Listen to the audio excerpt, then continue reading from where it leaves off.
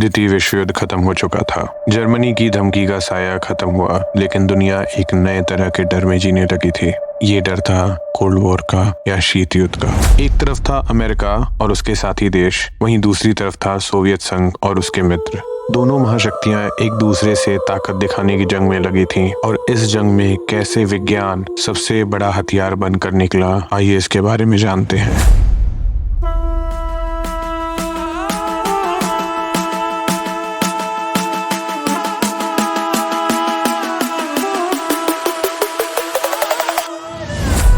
नमस्ते, आप सुन रहे हैं toss the other side story.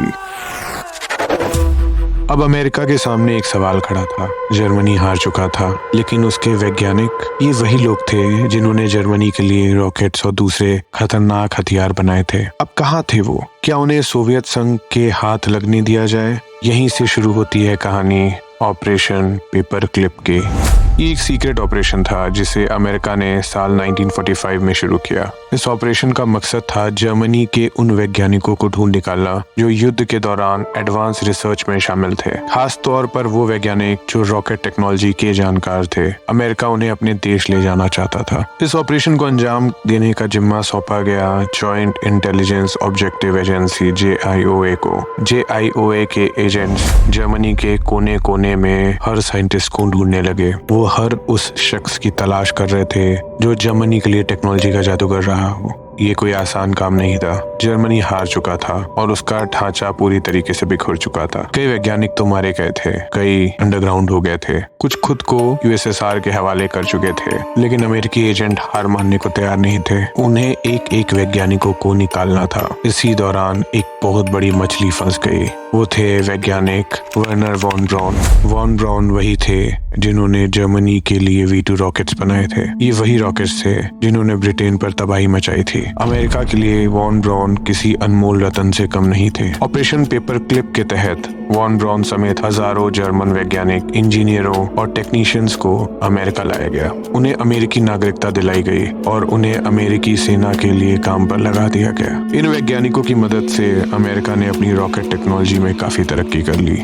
वही वो टेक्नोलॉजी है जिसने बाद में अमेरिका को अंतरिक्ष में स्पेस रेस में जिताने में मदद की। लेकिन ये कहानी सिर्फ सफलता की नहीं है, ये एक नैतिक दुविधा या एथिकल डिलेमा की कहानी भी है। अमेरिका ने उन वैज्ञानिकों को शरण दी जिन्होंने न सिर्फ हिटलर के लिए काम किया था, बल्कि कईयों के हाथ बेगुनाह लोगों के खून भी लगा था। अमेरिका ये जानता था, फिर भी उसने उन्हें अपने देश में आने दिया। कई लोगों का मानना है अमेरिका ने ये अपने फायदे के लिए किया और उसने अपनी आंखें मूंद ली थीं। शीत युद्ध की जंग जीतने के लिए उन्हें हर तरह के हथियार चाहिए थे और जर्मन वैज्ञानिक वो हथियार मुहैया करा सकते थे। ऑपरेशन पेपर क्लिप को कई मायने में एक सक्सेस स्टोरी माना जाता है। 1945 से 1960 के बीच में लगभग 1500 जर्मन वैज्ञानिक ने अमेरिका के लिए काम किया। इस ऑपरेशन के जरिए यह बात भी रेखांकित होती है कि युद्ध केवल दो देशों के बीच में नहीं होते हैं, उनका असर पूरी दुनिया पर होता है। हारने वाला देश बुरी तरीके से टूट जाता है, लेकिन इस बिखराव में कई कीमती चीजें बची रहती हैं और इतिहास हमेशा जीतने वाले के पर्सपेक्टिव से लिखा जाता है। माना जाता है जर्मन साइंटिस्ट बस कुछ ही दिन दूर थे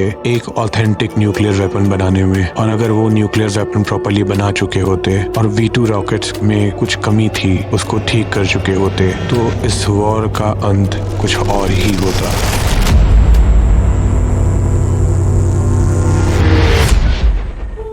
इसीलिए इतिहास हमेशा हमारे साथ चलता है। भूतकाल के सबक भविष्य को बेहतर बनाने के लिए होते हैं। यहाँ तक सुनने के लिए धन्यवाद। नमस्ते।